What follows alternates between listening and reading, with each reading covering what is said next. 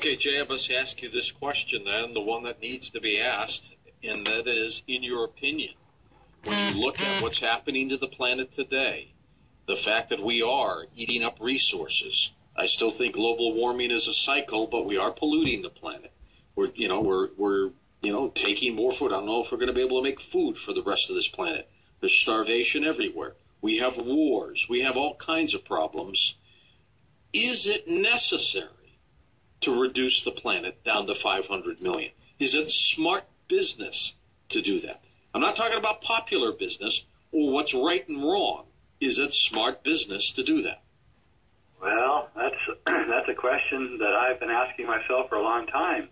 And, I'm on Monday, Wednesdays, and Fridays, I'm pretty sure it's smart business. On Tuesdays, Thursdays, and Saturdays, I don't want to be one of the 11 out of 12 who are going to get it. Well, I know that's not the question, though. The question is just based on what we know, is this the right thing to do for the savior and survival of the planet?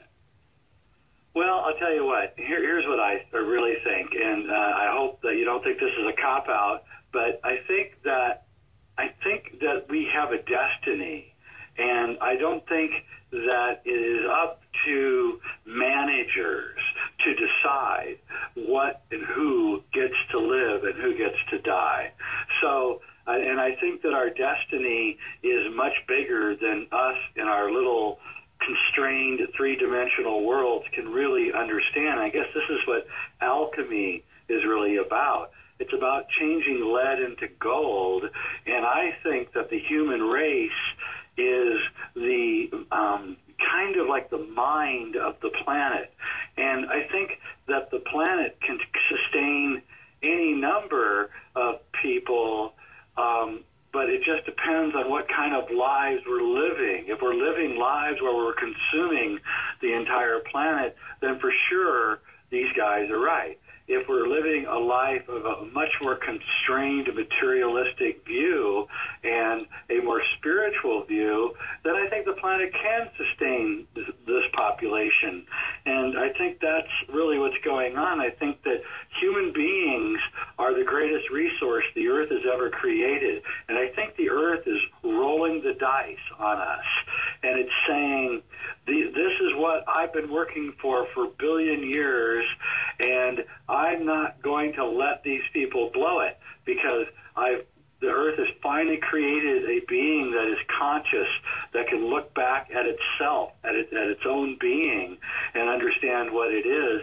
And so Thomas Malthus is the British philosopher who said that most of the people on the planet were what he called useless eaters, and a lot of this philosophy seems to drive a lot of fascism and Nazism and even communism. And I think that it's essentially an anti-spiritual, dimensional, meta-dimensional point of view, and it doesn't really realize who we really are, that we really are a much bigger and better species than we're being told. And if we're to believe the mystics, then we're about to transcend this whole experience and turn into a new species, and then none of the things that we're talking about really is going to matter.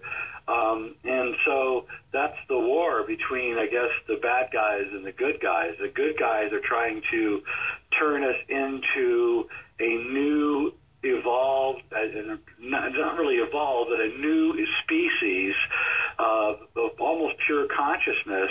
And the bad guys are just materialists who don't see any of this, and they just want to make sure that there's a place for them to live, and so they've decided to get rid of us.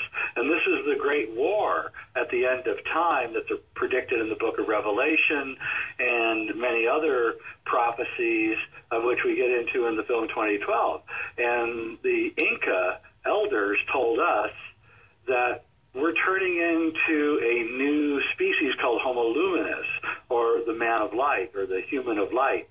And so Teilhard de Chardin, a famous French mystic, said that consciousness is actually what's evolving on this planet, and that it needs the human being because we are the most conscious beings to accomplish this task. And so there's a greater task that has nothing to do with managing resources or any of that. And I think that that's really where we're headed. You know, they've been trying to kill us off for a long time, and human beings are tenacious. They don't go quickly. And so I don't think we're going to go quickly, and I think that they know that we're not going to go quickly, and we frustrate them. We frustrate them by talking about these things, by knowing about these things, by the signs that the roosters are leaving behind for us to see. And we're more conscious now than we were a few years ago, thanks to Coast to Coast and the Internet, basically. And we're growing more and more aware every day. And soon this thing is going to reach an exponential level that is going to turn into steam. The boiling water is going to turn into steam, and we're going to turn into something that we don't know what yet.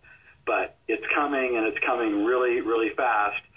And so I'm not one to follow the dictates of bean counters and managers. Pretty much they're heartless and don't realize, you know, the beauty of human nature. You know, Beethoven was the 13th child of his family. He was crippled. He had several diseases, and you know, a heartless person might have aborted Beethoven or left him to die, and we would have lost all of his great music. And so each human being has a potential to create incredible beauty and greatness, and I don't think we should leave it up to the dictates of bean counters and managers to tell us who the people are that are going to live and who the people are that are going to die. Okay, well then let's look at this, Jay, with a different twist. Let's assume they're not going to kill 11 out of 12. Let's assume they're aware of a calamity that could kill 11 out of 12, and they want to save themselves, but they're not going to tell us. Possible? Very, very possible. More likely than any of the other scenarios, I would say. My own research has shown that the Freemasons, not maybe the modern Freemasons, but the old Freemasons, one of their main goals is to look at the world and follow gigantic cycles of time. And one of the things that Hoagland and I discovered in our research in NASA was that there's a group of people in NASA who are interested in finding evidence of past disasters on other planets like the Moon and Mars and Saturn, because that evidence has not been touched by erosion, nature, and human beings, and so it's more pristine. And so they've gone to the Moon, and they've seen their meteor tracings, and they know that there was gigantic solar flares 13,000 years ago. There's no doubt about it. You can still see the skip once the meteor hit, almost. Exactly. They're watching this thing, and they are using all of the resources of our technology to perfect their calendars so that they know when these things are going to happen. You know, Al Gore's movie, Inconvenient Truth, well, the science isn't very good. But, you know, Al Gore is a highly connected person. His daughter is married to the Schiff family. These are pretty much the rulers of this world. And so maybe Al Gore is just trying actually just to warn us of something else. And he can't really do it straightforward. So he's using another avenue, i.e. global warming, to tell us that there is something imminent happening. Or divert our attention. Indeed, it's a very difficult game to discern who's saying what and why. And so I've kind of given up on the politicians and the pontificators, and I go look at the evidence and then draw my own conclusions. And the evidence is there in the Georgia Guidestones, in the Denver airport, the Cross Ende, the Mayan calendar, and ancient traditions which have been left untouched for the most part by corrupt practices of the media and politicians. If you were a government leader and you knew a 10-mile wide asteroid was coming this way, There's nothing we can do about it. And let's say it's 10 years out, but nothing we could do about it. So they start building facilities to hide, to take the impact of the planet. They're storing stuff. And maybe they think eventually we'll come back and what's left we'll live in. If not, we'll live in this underground thing if we have to. Would you, as a leader, Jay, tell the rest of us what was going on? Honestly, probably not. Only because there'd be nothing we could do, and it would just cause a panic, and people would start probably killing each other and doing terrible things to each other. So, I mean, the point is well taken, and I understand the gravitas of their situation, and I believe that, you know, they know this to a certain degree, and I do believe that I don't know what it is. I don't know if it's an asteroid strike. I don't know if it's solar flares. I don't know if it's 100 other scenarios. Well, if you tie it into the Mayans, it could be a solar flare, and maybe the date is 2012.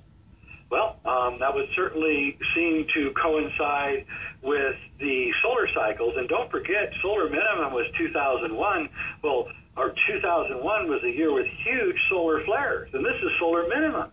And so, you know, if we're having gigantic solar flares like we've never seen during solar minimum, what in the world is going to happen when we hit solar maximum in 5.5 years?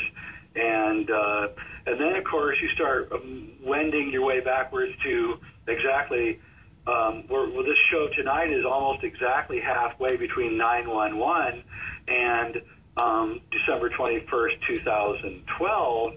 And you can go back and say, oh, well, maybe 911 was really about a way to create a level of control so that the chaos that could ensue can be more easily controlled. And that might be the scenario behind the whole thing. So we don't know. One of my favorite Twilight Zone episodes, 1961, called The Shelter, where a suburban dinner party is interrupted by a bulletin warning of an impending nuclear attack.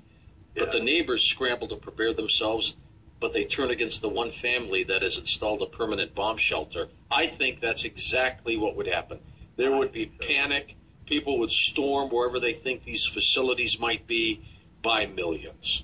I'm afraid you're right. They would. And so, you know, it's great that we're talking about this because every person needs to think about, you know, how they're going to handle these next few years and to practice discretion. Maybe you shouldn't be announcing to the world that you have a bomb shelter or anything else. Maybe you should just keep it discreet and protect your family because that's what every man should be doing anyway. And so, Rod Serling was a very prescient individual and certainly predicted a very real thing in that episode, which is also one of my favorite episodes. Strangely enough, Larry Gates died in 1996. He was 81 years old, died in Connecticut of leukemia. He was the one who was the Dr. Stockton who built that fallout shelter. Right. And don't forget the other great Twilight Zone, the monsters are alive on Maple Street, in which, you know, a complete panic ensues over a possible alien invasion. So, you know, these things it's funny that he's talking about these in the early 60s because that's when these plans appear to have been concocted, whether it's the report from Iron Mountain or various other scenarios. They all seem to have been thought of just about that same time period. It's almost as if Rod Serling was connected to some kind of, you know, conscious meme that was emerging at the time. And so, I don't know, you know, these are great questions and ones that are not easy to answer under any circumstances. This is a great topic. I mean, this is very exciting. I can't wait for the phone calls for you, Jay, and also from Denver to see what we may get. But I don't think Denver is the only location for some of these underground taverns and things. You've heard of what's going on in, they'll say New Mexico, right? There's lots of things going on there. People there, they'll think there's a reptilian tie-in. That's even stranger. Well, and don't forget that the CIA is moving their headquarters to Denver, which is very interesting.